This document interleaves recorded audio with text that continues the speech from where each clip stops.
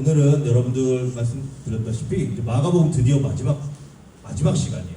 우리가 2월 첫째 주부터 마가복음을 시작했는데 사실 마가복음을 골랐던 이유가 가장 짧은 복음서기 때문에 골랐어요. 16장밖에 안 되잖아요. 그럼에도 불구하고 뭐 중간중간에 어떤 뭐 이것저것 있었고 해서 지금 거의 10월인데 거의 10월 아니죠. 10월이네요. 오늘 10월인데 드디어 8개월 만 1년을 거의 다 마가복음을 쓴 것 같아요. 어찌 됐건 이제 오늘 드디어 마지막 시간인데 사실 오늘이 이 마가복음의 여정을 통하여서 쭉 왔던 가장 어떻게 보면 가장 중요하면서도 가장 핵심이 되는 바로 예수 그리스도의 부활 사건이 나오고 있는 그런 마가복음 16장입니다. 근데 여러분들 혹시 성경이 있으신 분들 아시겠지만 마가복음 16장이 사실 내용이 그렇게 많지가 않아요. 근데 왜 많지가 꽤 많은데 하는데 왜 많지가 않은지 잠시 후에 설명드릴게요. 근데 중요한 건 오늘 예수님의 부활 사건을 함께 나누는데 왜 예수님의 부활 사건이 그렇게 기독교에 중요한지, 왜 도대체 기독교에서는 물론 크리스마스도 중요하지만 부활절을 그렇게 크게 여기고 예수님께서 죽으시고 부활하신 것이 우리 그리스도인들의 신앙생활의 어떤 기초가 되고 가장 핵심이 되는 건지 한번 우리가 오늘 생각해 보기 원하고, 그리고 그만큼 이 부활이 중요하다면 이것이 그냥 예수님이 2000년 전에 죽었다가 다시 사신 걸 알겠는데, 그리고 그걸 내가 믿을 때 내가 구원 얻는 것도 알겠는데 그게 실질적으로 내 삶 가운데 어떠한 의미가 있는지도 함께 짧게 세 가지만 함께 나눠보도록 할게요. 그래서 부활이 왜 중요한지는 뭐 제가 여기서 부활절도 아니고 사실 부활에 대해서 크게 막 길게 설명을 안 드려도 여러분들 다 아실 거예요. 예수님은 누구시죠? 하나님이시죠, 그죠? 예수님은 하나님이신데 우리 인간은 성경에 보면 분명하게 아담과 하와 뭐 길게 설명할 필요 없겠지만 언죄라는 걸 지어서 그 후에 나오는 모든 인간들은 어쨌든 태어날 때부터 죄를 가지고 태어나요. 제가 지난주에도 얘기했지만은 그 뭐 성선설 뭐 성악성 이러고 있는데 사실 나오니만 봐도 알 수 있다고 그랬잖아요. 인간은 다 악해요. 일단 확실하거든요. 인간은 일단 죄인인데 성경을 분명히 보면은 인간은 죄인이라고 하는데 죄인은 죄의 삭은 사망이라 그래요. 로마서 6장 23절에 보면. 그래서 우리는 다 죄인이기 때문에 우리 스스로를 구원할 수 있는 길이 없었는데 하나님께서는 우리를 사랑하시고 여러분을 사랑하셔서 당신의 독생자 그리고 하나님 자신이신 예수님께서 이 땅에 오셔서 완벽한 삶을 사셨고 죄가 없으시다 그랬잖아. 죄가 없으신데 사단이 이제 계략을 통해서 예수님 십자가에 못 박았죠. 근데 죄의 삭은 사망인데 예수님 죄가 없으시니까 사망에 머물러 볼 수 있었어요? 없었어요? 없었어요. 그래서 3일 만에 부활하셨어요. 죄가 없으신데 죽으실 수가 없기 때문에. 그래서 부활하셨고 우리가 우리 믿음을 그 예수님께서 나를 위해서 대신 죽으시고 완벽한 삶을 사시고 완벽한 부활을 이루신 그분을 믿을 때에 우리도 그분에 의해 동참하게 되면서 구원을 얻게 되고 영원히 하늘나라에 같이 예수님과 거할 수 있게 되는 거예요. 그게 이제 부활인데 그 부활 사건을 이제 대충 알겠는데 이것이 오늘 특히 이 마가복음 저자를 통해서 우리에게 실질적으로 얘기해주는 게 무엇이 있을까? 이거를 한번 세 가지로 좀 짧게 나눠볼게요. 첫 번째는 그래서 오늘 참 제목이 이거 뭔지 아마 느끼시는 분도 있을 거예요. 아마 여러분들 부모님한테 이 제목을 얘기해주면은 하면서 노래를 따라 부르실 수도 있어요. 그렇죠. 어떻게 알지? 어떻게 알지? 아이유가 불렀어요. 나 그건 몰랐어요.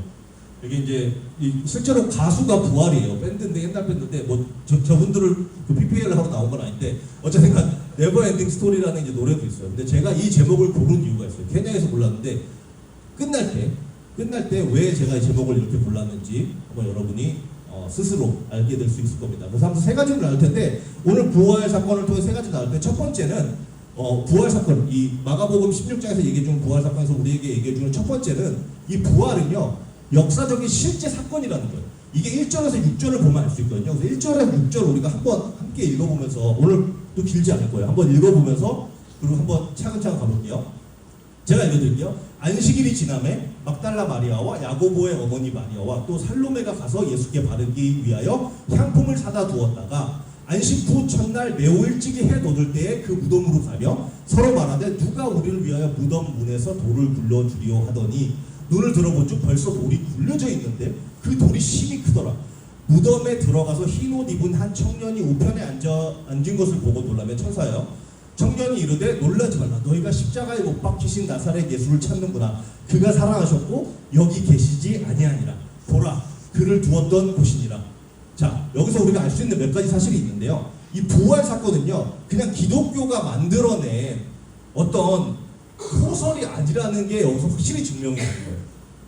왜냐면 사실 우리야 부활 사건 너무 많이 들었고 사실 교회 와서 너무 당연하게 여기기 때문에 그런데 사실은요, 이 마가복음 1절에서 6절까지 내어준 내용만 봐도 우리가 부활이 왜 진짜이고, 여러분 친구들 중에 예수님 안 믿는 사람들, 아니 부모님 중에서 아직 예수님 무슨 부활이냐, 어떻게 사람이 부활하냐, 이런 사람한테도 이 구절을 통해서 증명해 줄 수 있는 게 있어요. 여기서 얘기해 주는 게 뭐예요? 지금 첫 번째 뭐라고 돼서 안식일이 지나매 막달라 마리아와 야고보의 어머니 마리아와 또 살로메가 가서 예수께 바르기 위해 향품을 사두었다가, 이 향품이란 것은 죽은 시체에게 냄새나지 않게 이렇게 바르는 거거든요. 그러니까 지금 마리아 두 명의 마리아와 살로메가 향품을 준비해서 지금 예수님 무덤에 가는 거예요. 예수님 돌아가셨으니까. 지금 알 수 있는 건 이들도 예수님이 죽었다라고 알고 있는 거예요. 뭐 부활은 아직 모르고 죽었다라고 알고 있는 거예요. 그래서 향품을 사가지고 가는데 마가가 지금 어떻게 기재하고 있어요? 마가가 실제 본명을 지금 정확히 얘기해주고 있잖아. 막달라 마리아, 야고보의 어머니 마리아, 또 살로메. 자, 여러분, 만약에 여러분들이 성경을 얼마큼 믿던 안 믿던, 만약에 이 성경이 지어낸 일이라면은 절대로 이렇게 본명을 쓰지 않았을 거예요. 이 본명을 쓴 이유는 뭐라면, 이 본명 정확하게 마리아 누구 야고보의 어머니 마리아 그리고 살로메 왜 이렇게 썼냐면요, 만약에 너네들이 그 당시에 예수님의 이 당시에 2000년 전에 쓰인 거잖아. 이렇게 본명을 썼을 때는 자신이 있는 거예요. 이미. 야, 너네 예수님 부활하신 거 안 믿어? 얘네들한테 가서 물어봐봐. 실명을 아예 거론하고 있잖아요. 얘네한테 가서 물어봐봐. 그럼 내가 정확히 알 수 있을 거야. 역사적인 사실이라는 것은 이 실명을 거론하는 것 자체가 증명해 주고 있는 거야. 만약에 이게 가짜예요. 성경이 다 가짜야. 마가가 지어낸 얘기야. 그럼 절대로 본명을 안 썼을 거예요. 실제로 제가 신학교에 있을 때 그 예전 고전 어떤 문화 그 수업을 듣는 게 있거든요. 그 어떤 고전 문화 어떤 이제 뭐라 그러지? 그 신화 같은 걸 보면은 절대로 실명을 거론 안 합니다. 그리고 여러분들도 제가 미리 좀 팁을 드리자면, 만약에 여러분들이 밖에 나가서 나중에 자라나가지고 뭐 약간 그 이단을 만약에 창립하실 생각이 있으시면 절대 실명 거론하지 마세요. 왜? 실명을 거론하면 그 사람한테 물어보면 되잖아요. 그래서 야, 너 누구 이랬어? 그렇기 때문에 절대 실명 거론 안 하고 대충 이렇게 얼버무려서 얘기하는 게 그 당시의 신화도 마찬가지고 요즘도 마찬가지예요. 요즘도 어떤 이단이나 잘못된 가르침을 보면은 절대 구체적으로 얘기 안 해요. 약간 나밖에 볼 수 없는 거. 아, 이건 노래는 몰라. 착한 사람 노래는 뭐야. 약간 이런 거. 누구한테 이게 절대로 이렇게 구체적으로 얘기 안 하는데 마가가 이렇게 이 당시에 실명까지 거론하면서 적었던 이유는 이 사실이 네가 못 믿겠으면 얘네한테 직접 가서 물어봐. 너 누군지 알잖아. 그 당시에 다 알았을 거고. 1세대. 야, 막달라 마리아 누군지 알잖아. 가서 물어봐. 야고보의 어머니 마리아 누군지 알잖아. 가서 물어봐. 살로메 알잖아. 물어봐. 이렇게 정확하게 실명을 계속 거론하고 있는 거예요.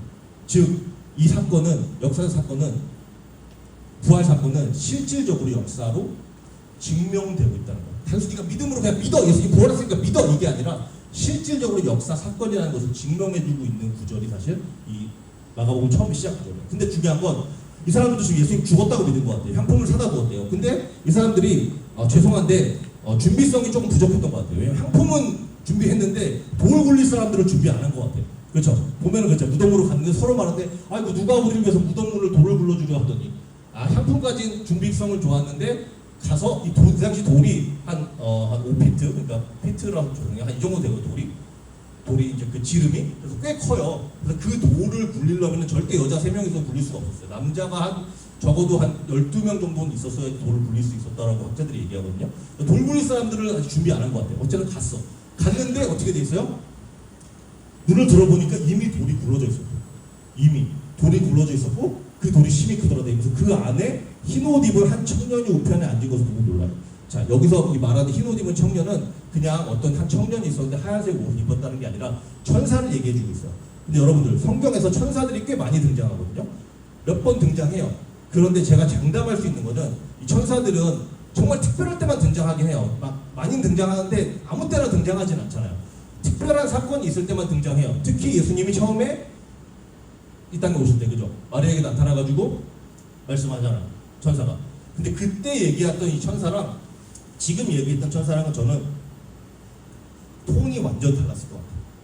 왜냐면은 사실 준비하지는 않았지만 베드로 전서나 다른 성경을 보면은 처음에 예수님이 이제 처음에 이 땅에 잉태하실 때, 처음에 오실 때에 그 메시지를 전하러 온 천사는 사실은 이 예수님이 이제 이 땅에 와서 태어나서 고난을 받아야 될 것이고 베드로전서 보면 나와요. 그리고 어쨌든 그 길을 걸어가야 될 거라는 것까지 같이 알고 있었단 말이에요. 그걸. 근데 이제 예수님이 부활하셨잖아요. 부활하셨는데 이 소식을 이제 이 천사라는 것 자체가 메신저라는 뜻이거든요. 천사가 이제 이 부활 소식을 전하는데 앉아 있었을 때는 저는 정말 이 성경이 그 애니메이션이 없지만은 확실한 거는 가장 아마 기뻐했을 거예요. 이 소식을 전하기 위해서. 야, 이거 그냥 이렇게 단순히 그냥 한 청년이 우편에 앉아서 보고 놀라매 청년에 놀라지 말라 너희가 십자가 못 박힌다 살아 예수를 찾는구나 그가 살아나시고 여기 이렇게 하지 않았을 거예요. 야, 너네 누구 찾아? 너네 예수님 찾아? 예수님 여기 안 계셔. 예수님 부활하셨어. 예수님 부활하셨어. 야, 완전 진짜 가장 업돼 있었을 거예요. 왜냐? 그만큼 천사들도 이 순간만큼을 기다렸던 거예요. 이 순간만큼 예수님께서 이 땅에 오셨고 고난을 받으셔야 됐고 이제는 부활하셔서 이제는 이 소식을 널리 전해야 되는구나. 야, 빨리 와 전해야 돼. 이 소식을 전해야 돼. 이 소식을 전해야지 너네가 이제 하나님의 아들이 되고 너네가 그 구원받는 그 길로 가는 거야. 이 천사가 가장 기뻐했던 순간이 바로 저는 이 순간이었을 거라고 생각을 해요. 근데 중요한 건 이 다음 구절이 이렇게 어떤 천사의 메시지를 통해서 우리가 이 사건이 실제 사건이라고 들었는데 단순히 그냥 이게 역사적으로 실제 사건이라고 우리가 지능적으로 인지하는 데서만 멈추지 않아요. 예수님의 부활 사건은. 예수님의 부활 사건은요. 이 사건이 실제로 천사가 전할 만큼, 천사가 신나서 전할 만큼, 그리고 실명을 거론할 만큼 실제적으로 역사적으로 있었던 사건이라는 것도 우리에게 알려주지만 두 번째로는요. 이 사건은요. 부활 사건은요. 우리에게 이것도 있었구나. 우리에게 마음을 위로해주는 사건이기도 해요. 근데 부활이 어떻게 마음을 위로해주죠? 사실 마가복음에서만 이 구절이 나오긴 하는데 여러분들 7절 잘 보시면은 두 개의 단어가 좀 특별한 단어가 나와요. 7절 바로 그 천사가 이제 그렇게 전하고 그 천사가 그 왔던 마리아 두 명의 마리아와 살로메한테 뭐라고 말하냐면요. 야, 가서 그의 제자들과 베드로에게 이르기를 예수께서 너희보다 먼저 갈릴리로 가시나니 전에 너희에게 말씀하신 대로 너희가 거기서 배우리라 하라 하는지라. 근데 뭐 이상한 거 보이시죠? 천사들이 지금 신나게 나타나서 야, 예수님 부활하셨어. 예수님 부활하셨어. 그러니까 가서 전해. 근데 가서 제자들한테 전하고 그리고 베드로에게. 저걸 왜 굳이 넣었을까요? 그리고 베드로에게를. 그렇잖아요. 제자들 엄청 많잖아요. 제자들은 지금 뭐 유다는 같지만 그래도 어쨌든 11명이나 제자가 있고 사실 여기서 말하는 제자들이라는 것은 꼭 그 11제자뿐만 아니라 예수님을 따랐던 그 수많은 제자를 다 포함하거든요. 제자한테 가서 전하라. 근데 한 명만 콕 집어서 얘기하잖아. 제자들 그리고 베드로에게. 자, 이 말이 왜 전했을까요? 왜 천사가? 하나님께서 그렇게 하신 거잖아. 자, 여러분들 기억나시죠? 베드로가 어떤 일을 했었는지 기억나세요? 이건 사실 교회 안 다니는 사람들도 베드로가 어떤 일을 하는지 좀 알 수 있을 거예요. 그죠? 베드로가 어떻게 했었죠? 예수님 십자가 지실 때 예수님 십자가 지실 가려니까 야, 너네들 난 이제 십자가 지러 가는데 너네들 나를 다 외면할 거야 했더니 베드로가 들고 일어나잖아요. 이 멍청이들 11명은 다 그럴지라도 나는 절대로 당신 배신하지 않겠습니다 라고 호언장담을 했잖아, 베드로가. 근데 예수님이 뭐라 그래요? 야, 너 지금 나머지들 보고 지금 비웃고 있냐? 야, 너는 12시간도 못 버틸 거야. 너는 12시간도 못 버티고 나 배신할 거고 나를 저주할 거라고 얘기하잖아. 근데 그때 베드로가 계속 얘기하잖아. 아니라고. 나는 절대로 당신 배신 안 한다. 근데 우리가 잘 알죠. 어떻게 됐죠? 닭이 울기 전에 12시간도 채 안 돼서 베드로가 3번 예수님 부인하잖아. 자, 근데 여러분 베드로는 지금 자기 인생을 다 들여가지고 예수님을 따랐잖아. 뭐했던 그물을 내려놓고 그렇게 인생 3년 동안을 예수님을 따랐었는데 호언 장담했는데 11명 예수님 자기가 평생 따랐던 그 예수님 앞에서 그랬는데 3번 예수님을 실제로 부인했을 때 어땠을까요? 베드로의 마음. 베드로의 마음 어땠을까요? 두려웠을까요? 단순히 그냥 이제 죽었다 이제 예수님 만에 살아가시다. 아니요, 그냥 성경을 보면은 제자들도 예수님이 십자가에 달린 거 도망갔다 그래요. 부활을 믿지 않았던 것 같아요. 그렇게 얘기했는데 8장에서도 야, 너 나 죽어야 되고 3일 만에 다시 살아야 되고 9장에서도 야, 나 죽어야 되고 고난받아야 되고 3일 만에 다시 살아야 되고 10장에서도 야, 나 죽어야 되고 3일 만에 14장에서도 야, 내가 죽었다가 다시 일어나면 거기서 나 만나 그렇게 얘기를 했는데도 이 제자들은 믿지 않았던 것 같아요. 베드로도 믿지 않았던 것 같아서 뭐 예수님 이제 다시 일어나 날 이런 개념은 없었을 거예요. 두려워서. 근데 어땠을까요?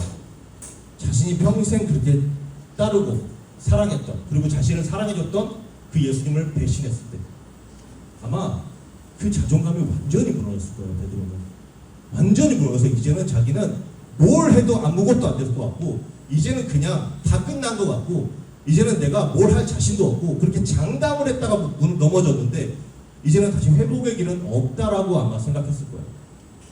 자신의 자존감이 완전히 무너진 상태, 무너진 정도가 아니라 인생이 거의 끝난 것 같은 상태에 있었던 사람이 아마 베드로였을 거예요. 근데 그때 천사를 통해서 예수님이, 하나님이 어떻게 말씀하세요? 가서 제자들에게 전해. 그리고 베드로한테. 저는 일부러 이렇게 베드로 이름을 넣으셨다고 확신을 해요. 굳이 이렇게 나올 리가 없잖아요. 제자들한테 전해, 11명한테 이름 다 얘기하는데 왜 베드로만 그렇게 얘기했을까? 예수님은요, 여러분들이 자존감이 아무리 무너졌다 그래도 예수님이 여러분들 정말 사랑하시고 지금까지 이렇게 잘해주시고 구원해주시고 많은 은혜를 주셨잖아요. 근데 우리 넘어지잖아요. 솔직히 계속 넘어지잖아요. 부족함 알잖아요. 우리, 그죠? 배신하잖아요. 예수님 마음으로도 배신하고 행동으로도 배신하고, 그리고 나의 부족하고 연약함 때문에 자꾸 넘어지잖아요. 그럴 때 내 자존감이 완전히 낮아 있을 때 난 예수님 앞에 다가갈 자격도 없다고 느끼고, 사실 그런 어떤 친구들은요, 자기가 너무 싫어서 교회에 나오기조차도 부끄러워하는 사람도 있었어요. 내가 뭔데 교회를 가냐? 예수님 볼 내가 자격이나 있나? 근데 그럴 때 예수님 어떻게 하시냐면요, 십자가에 지시고 부활하셨을 때, 아니, 야 제자들하고 너 누구 와, 나는 그래도 너로 와. 네 자존감이 아무리 낮아 있다 그래도, 네가 아무리 나를 배반했다 그래도, 네가 지금 아무리 네 자신 스스로는 구제불능이라고 느낄지 몰라도, 나 너를 위해서 죽었고 나는 그래도 너로 와. 나에게 올래? 여러분들, 예수님의 부활은요, 단순히 우리를 구원하신 그런 놀라운 사건이 아니라 우리를 위로해 주시는 예수님의 초대. 그렇기 때문에 예수님의 부활은요, 우리를 다시 부르시는 주님의 위로. 여러분도 혹시 위로가 필요하시잖아요. 예수님께. 예수님의 부활 사건을 한번 묵상해보세요. 베드로를 한번 묵상해보세요. 수제자였어요. 호언 장담했어요. 11명 앞에서. 나 같으면 쪽팔려서라도 못 갔을 것 같아요. 근데 그런 베드로에게 예수님이 제자들과, 베드로야, 나 너도 원한다. 다시 내게로 올래? 손 내밀어 주시는 분이 우리 예수님이세요. 그 부활 사건, 그리고 베드로 사건을 기억하시면서 혹시 지금 좀 넘어지신 분이 있다고 한다면은 다시 한번 예수님 앞에, 왜냐면 예수님은 두 팔 벌리고 여러분들 기다리시거든요. 나아가시면 좋겠고요. 마지막으로 우리가 알 수 있는 거는, 부활 사건은요, 우리의 삶을 부른다는 거예요. 이 부활 사건은 단순히 그러니까 부활하니까 감사하다, 은혜 있고 좋다, 감사하다가 아니라 우리의 삶을 초대하는 일이 이 부활 사건이에요. 8절에 보면 이렇게 나와 있어요.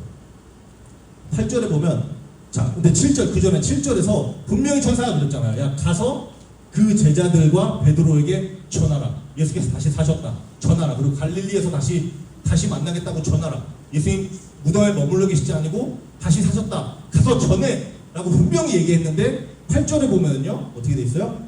여자들이 몹시 놀라 떨며 나와 무덤에서 도망하고 무서워하여 아무에게도 아무 말도 하지 못했대.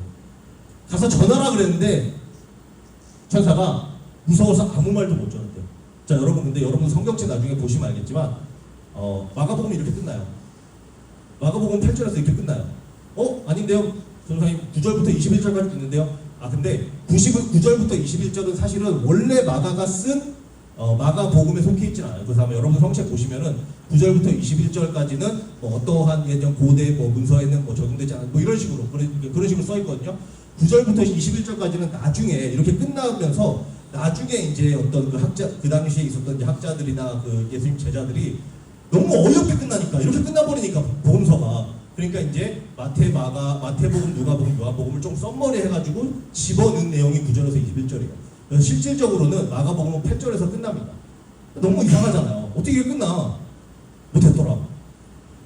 너무 이게 뭐야? 뭔가 볼지어다 그렇잖아요. 마태복음처럼 볼지어다 내가 너와 평생 함께한다 이런 것도 아니고, 요한복음처럼 이거는 평생 다 써도 담을지 못한, 이렇게 아름답게 끝나는 게 아니라 두려워서 아무 말도 하지 못하였더라.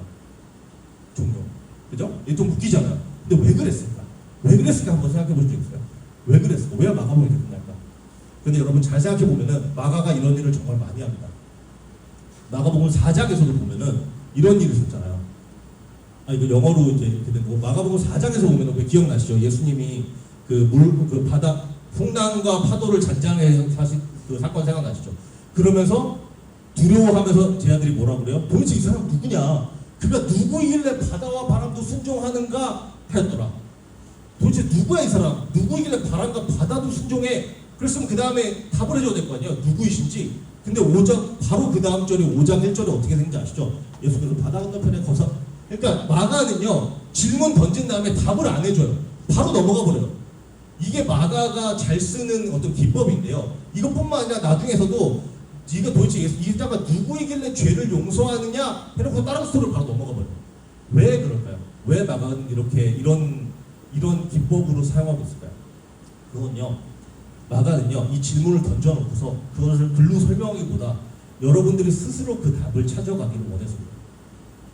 바람과 파도를 잠잠하게 했잖아요, 예수님. 그러면서 그가 도대체 누구이시길래, Who is this man? 누구이길래 도대체 바람과 파도가 순종하냐 하면서 5장, 6장, 7장, 8장 가면서 예수님이 병든 자를 고치시고 아픈 자들과 함께 하시고 그런 내용이 쭉쭉 나오잖아요. 도대체 이 사람이 어떤 사람인지를 여러분들이 보고 직접 알아라. 누구이길래 이 자가 도대체 죄를 사할 권능이 있느냐? 그러면서 쭉쭉 나오면서 베드로도 고백하잖아요. 그는 그리스도시요 살아계신 하나님의 아들이십니다. 살아계신 하나님의 아들이기 때문에 죄를 용서할 권한이 있구나. 그러니까 마가는요 질문 던져놓고 답을 주기보다는 여러분들이 직접 찾아가기 원해요. 16장도 마찬가지예요. 16장에서도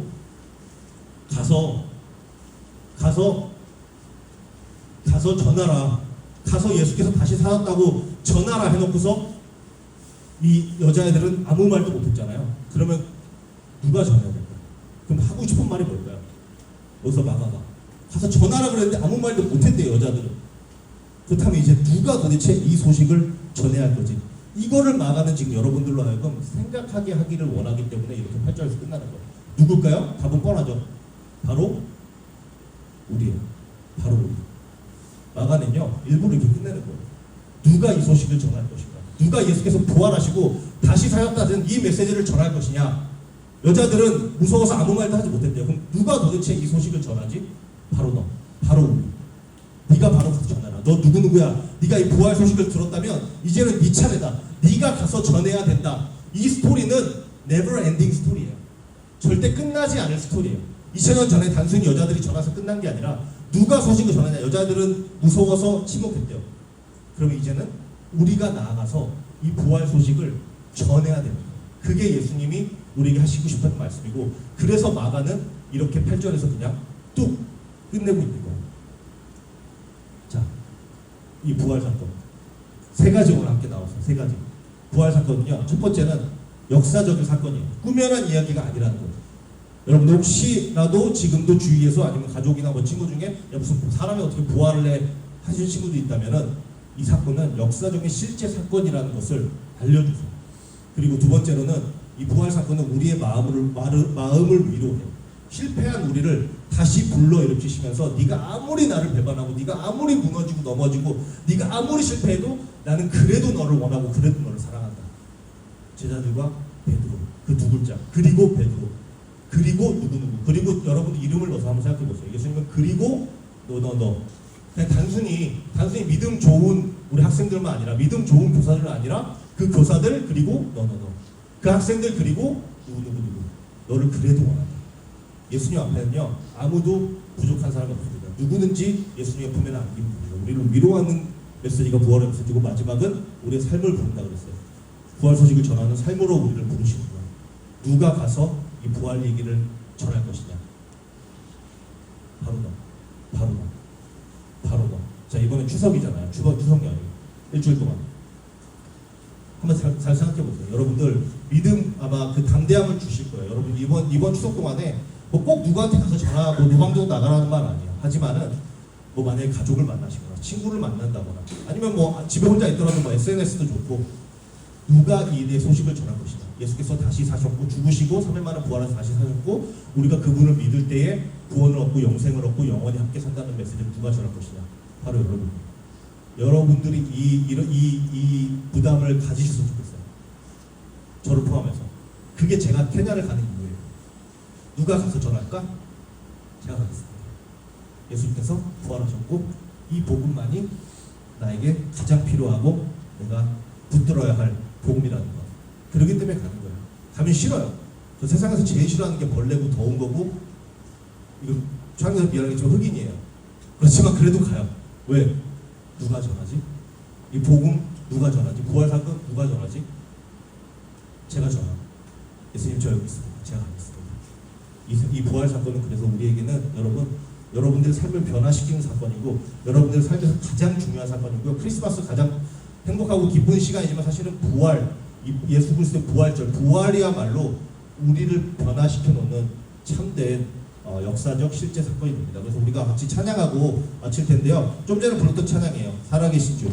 이 가사 한번 잘 생각해보면 진짜 이게 예수님이 만약에 사도 바울이 얘기해요. 부활이 만약에 없었으면은 지금 우리가 여기 모일 이유도 없다 그래요. 바울이. 부활이 없었으면은 우리가 예수님을 따르고 믿는 것은 가장 불쌍한 자고 바보라고. 여러분들 같이 우리 찬양하시고 이 가사 생각하시면서 살아계신 주님을 함께 찬양하고 기도하고 마치도록 하겠습니다.